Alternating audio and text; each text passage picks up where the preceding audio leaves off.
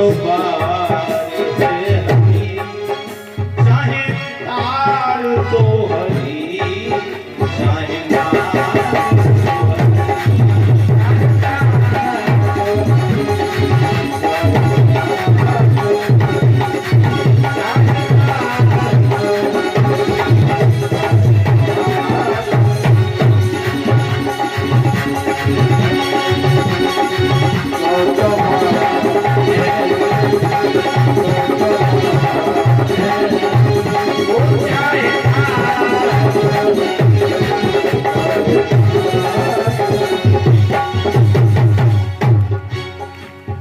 जिनका मैं नाम ले रहा हूं, उन्हें कौन सी भैया डिग्री प्राप्त करी है बताओ।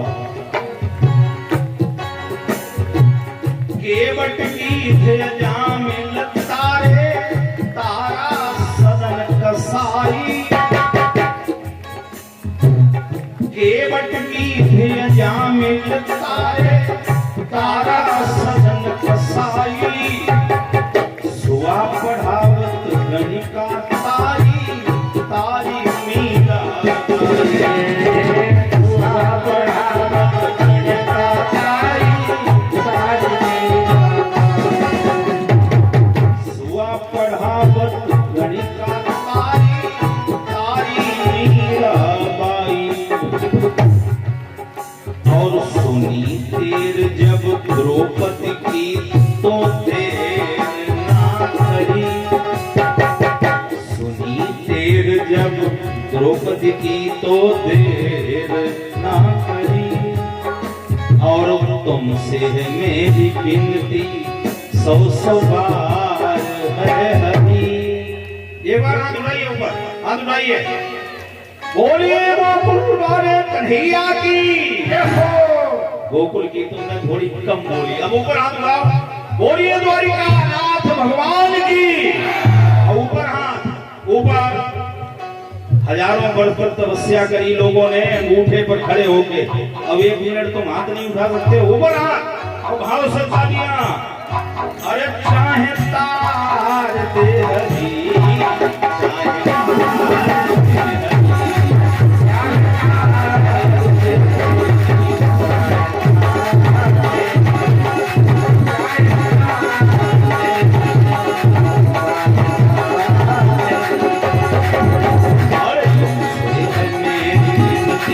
सौ सौ बार है हरी। हमने सुनी है ऐसी दिलदार हो हरी, चाहे तार दे हरी,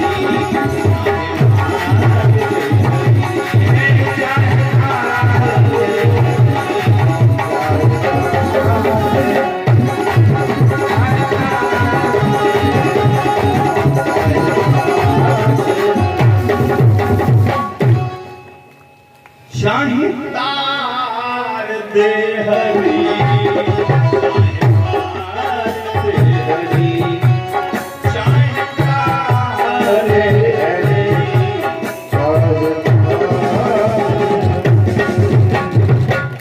गोपिकाएं कात्यायनी मैया से कहती हैं, हे कात्यायनी महामाये, महायोगिन्यधीश्वरी,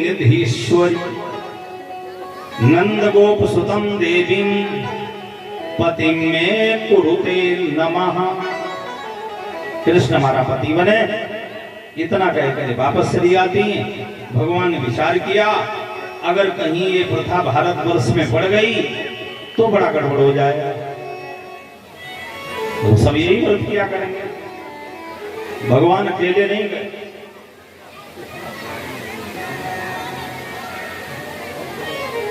अकेले नहीं गए, साथ में बालकों को लिया। जहां गोपिकाओं के वस्त्र रखे थे, भगवान ने उन वस्त्रों को चुरा लिया। एक कल्प वृक्ष पर जाकर के भगवान बैठ गए। गोपिकाओं ने जब स्नान किया तो देखा वस्त्र नहीं है। अब तो बेचारी बहुत परेशान, जल में इसलिए नहीं रह सकती हैं, जल ठंडा है। बाहर इसलिए नहीं आ सकती हैं क्योंकि निर्वस्त्र है। एक गोपी की दृष्टि भगवान कृष्ण पर ही, उसने कहा, ये कन्हैया हमारे वस्त्रों को दे दो, नहीं तो यशोदा से हम शिकायत करेंगे। भगवान ने कहा तुम्हें पकड़े तो कोई नहीं, चली जाओ। कैसी जाए बेचारी।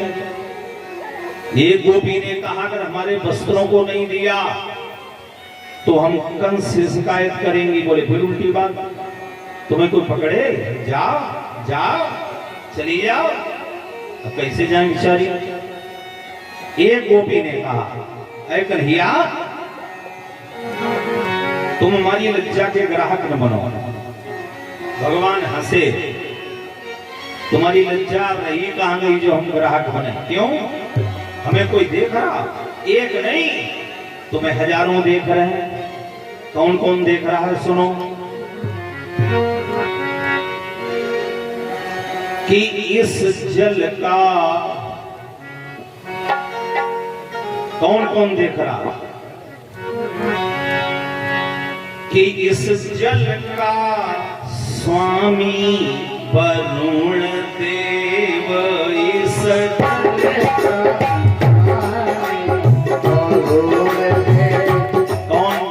कौन कौन देख रहा? जल का स्वामी कौन है? वरुण देवता। रात के 10 बजे से सुबह 4 बजे तक किसी तालाब से, नदी से, कुएं से आप जल लेते हो तो ये हमें श्राप दे देते हैं वरुण देव। क्यों? इस जल का स्वामी वरुण देव क्या नहीं निहार रहा तुमको।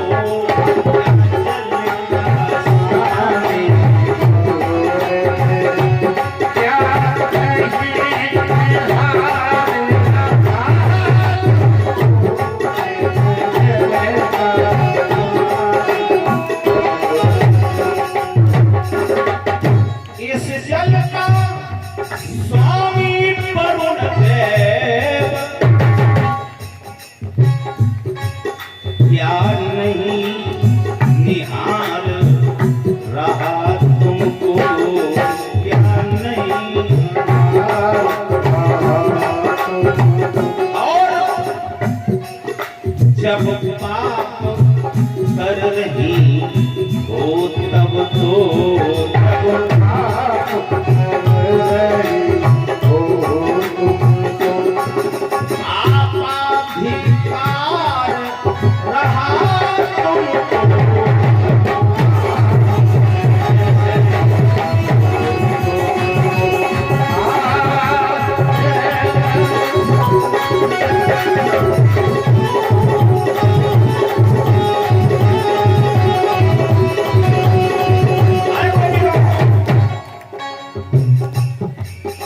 जिस तरह रात को जब सोता जमुना का जल भी सोता है, ऐसे में नहाने आती हो। क्या पाप नहीं होता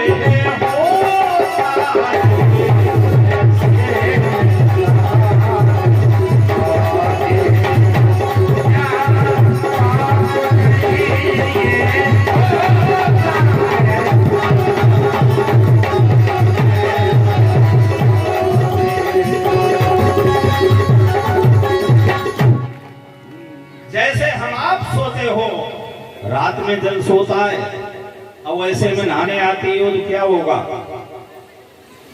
यही होगा जैसे हम आपको गुस्सा आती है ना, आपको भी आएगी, इस वरुण देवता को भी आती। रात में नहीं तोड़ना चाहिए, किसी वृक्ष से फल फूल भी हमको श्राप दे देते। हम आप नवरात्रि का समय हो, माताओं का देखो 10 बजे के बाद 4 बजे तक किसी वृक्ष से फल फूल नहीं लेना चाहिए। लेकिन हमारे यहाँ आश्रम में चांदनी के वृक्ष खड़े और वे अभी नवरात्रि निकल गई ना चैत्र की, और उस समय चांदनी के बहुत फूल खिलते हैं। वो आश्रम का गेट नहीं लगाया जाता क्योंकि माताएं पूजा करने आती हैं।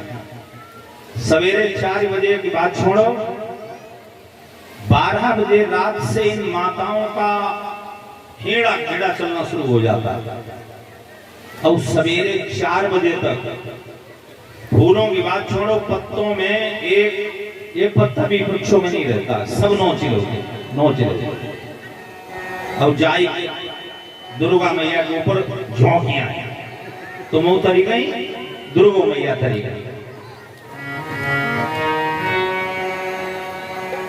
पूजा देखो, किसी मंदिर में जाओ जहां प्रतिष्ठा हुई हो मंदिर की, कभी उस मंदिर का स्पर्श नहीं करो, दोष लगता। केवल अधिकार पुजारी को होता है, जो प्रतिष्ठित प्रतिमा होती है उसकी पूजा का अधिकार केवल पुजारी को। आपने देखा है बड़े बड़े मंदिरों में, आप बांके बिहारी में जाते हो, अच्छा आप कभी छू पाते हो? या इस्कॉन मंदिर में जाओ, कभी छू पाते हो? लेकिन आप लोगों की पूजा ही पूरी नहीं होती। नवरात्रि में जब तक दुर्गा मैया की तुम दुर्दशा न करी दे, लो हलवा ठूस दिलाओ मम्मा, अब तुम तो चली आई। उसके बाद में कुत्ता गए उस मम्मा को ऊंचा टेक, तुम्हारे मुंह में अगर राब लगाई जाए खुश होगी तो इनकी हमने पूजा देखी। हमारे यहाँ शीतला माता है ना, वो 9वीं को ये सब कन्या खिलाती है और मैया को भोग लगाती है। अब इतनी भीड़ होती है, बिचारी वो अंदर तो घुस नहीं पाती, तो वहां एक स्थान बना दिया जाता है, उसमें आप रख दीजिए, आपकी हो गई, भोग लग गया। लेकिन ना जले तुम उनकी दुर्दशा न कर ली, तब तक तुम्हारी पूजा कहाँ सफल होगी। मैंने देखा है एक माता बिचारी नहीं पहुंच पा रही दरबार तक, उसने क्या किया, एक वो टिकियां इतनी बड़ी बड़ी सी बनाई, 4-5 जो भी हों, हाथ में रखी और उस पर जाने लपसा लपसी कुछ पत्रो डल रहा। अब दूर का मामला कैसे पहुंचे, मैं उसको गौर से देख रहा और उसने वहीं से 2-3 बार अपना मौसम बनाया, मैंने ऊपर नीचे हुई और लगाई छलांग और शीतला मैया के मुंह में जा हमारी मंदिर बर्बाद हो। ये तुम्हारी पूजा है प्यारे। आज भक्त प्रेमियों,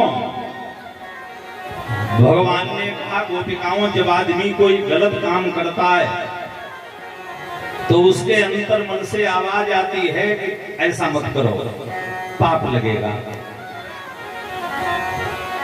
पाप लगेगा। कोई आप गलत काम करने चलो तो ईमानदारी से आपके अंदर से एक आवाज आएगी, ऐसा मत करो। आदमी शराब भी पीता है तो एक बार यही उसका मन आता होगा कि ना ना ये गंदी चीज है। अब आप लोग कोई पीते नहीं तो आप जानो का बिल्कुल संत हो, बिल्कुल देवता हो। अरे ध्यान देना, एक अंतर मन से हमारी आवाज आती है कि ऐसा मत करो। ये रोकने वाला कौन है? ये रोकता कौन है? बोले यही तो भगवान है। जो आपको अंदर से रोकता है वो भगवान। लक्ष्मी मैया भगवान विष्णु से कहती है, प्रभु आप बड़े विचित्र हो, संसार में कितना कायर व्यक्ति क्यों न हो, लेकिन जब उसकी तरफ कोई आंख उठा करके देखता है तो वो उसकी आंख निकाल लेता है, माने अपनी स्त्री की तरफ। चाहे आदमी कायर कितना भी हो, लेकिन अपनी स्त्री की तरफ कोई आंख उठाएगा तो उसकी आंख फोड़ देगा। एक आप जो हमें सब चाहते हैं, अंधा, लूला, लंगड़ा, बहिरा, कोढ़ी, सब हमको चाहते हैं, आप किसी से कुछ कहते नहीं। भगवान ने कहा लक्ष्मी तुम्हारी भूल है, हमारे अलावा तुम्हें कोई नहीं चाहता। बोले हम कैसे माने? बोले नहीं मानती हो परीक्षा लीजिए। एक आदमी कोई मर गया, उसको शमशान लिए जा रहे, गांव के लोग, परिवार के लोग, लक्ष्मी ने मोहरी बरसानी शुरू कर दी। लोगों ने देखा मोहरी बरस रही, विचार किया मुर्दे को तो बादों फूंक लेंगे, लेकिन मोहरी नहीं बार बार मिलेंगी। मुर्दे को पटक दिया, मोहरी बटोरने में लग गए। लक्ष्मी बोली भगवान विष्णु से, महाराज देखा इनका कोई परिवार का सदस्य खत्म हो गया, अब उसको पटक दिया, अब हमको बीनने में लग गए। भगवान ने कहा लक्ष्मी ये आदमी जो बांस के ऊपर लेटा है, ये तो तुम्हारी तरफ आंख उठा के भी नहीं देख रहा है। लक्ष्मी ने बोला महाराज जो का देखे तो मर गया। भगवान ने कहा क्या मर गया? जो चीज पहले दिखाई पड़ती थी वो आज भी दिखाई पड़ रही, हाथ, मुंह, नाक, पैर, जो चीज पहले नहीं दिखाई पड़ती थी वो आज भी नहीं दिखाई पड़ रही। देखो लक्ष्मी, जब तक जीव के शरीर में मैं रहता तब तक वो तुम्हारी चाहना करता, और जब मैं निकल आता उसके बाद तुम्हारी तरफ कोई आंख उठा करके नहीं देखता। प्यारे, सब गोपिकाओं को भगवान ने जल से बाहर निकाला, तब वस्त्र दिए। देखो गोपिकाओं, अब जब तुम्हें निष्काम भक्ति का प्रादुर्भाव होगा तब हम तुम्हारे साथ रास करेंगे। निष्काम भक्ति दो प्रकार की होती है, सकाम, निष्काम। आजकल हम लोग सकाम भक्ति ज्यादा करते हैं। हे प्रभु, हमारी फैक्ट्री लगी जाए तो हम भगवान की कथा करावे। हे प्रभु, लड़का की हमारे नौकरी लगी जाए तब हम कथा करावे। ये भक्ति कैसी हो गई? सकाम। सकाम ये माताएं तो प्रायः सकाम भक्ति करती हैं, लेकिन रार भक्ति वाली नहीं, तुम गुरुवत परी होती क्या करती हैं? आप देखो, इनकी कहीं बकरी बीमार पड़ जाए, बकरी ले 5 रुपए बकरिया के ऊपर उतारे, हे भगवान हमारी बकरी ठीक हो जाए, हो गई ठीक। रुपया उठा करके अलमारी में रख दिया, तब तक भैंस बीमार पड़ गई, वही रुपया, दूसरा नहीं, वही रुपया उठाया, भैंस के ऊपर उतारा, हे भगवान हमारी भैंस ठीक हो जाए, भैंसी ठीक हो गई।